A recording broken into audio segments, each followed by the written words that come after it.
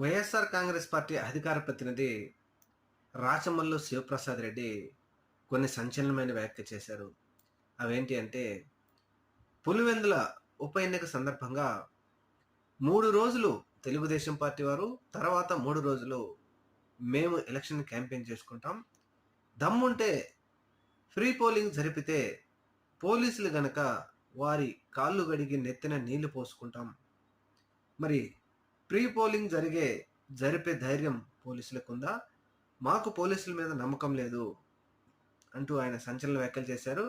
మరి పోలీసులు ప్రభుత్వానికి తలొగ్గి ఇతర పార్టీ వాళ్లకు వారి మీద ఇబ్బందులకు గురి చేస్తారా? లేకపోతే ఫెయిర్‌గా ఫ్రీ పోలింగ్ జరుపుతారా లేదా అనేది 12వ తేదీ తర్వాత తెలుస్తుంది. ఏది ఏమైనా పులివెందుల ఉప ఎన్నిక మీద టీడీపీ అనేకమైన విధాలుగా ప్రయత్నిస్తా ఉంది. అక్కడ విజయం సాధించాలని.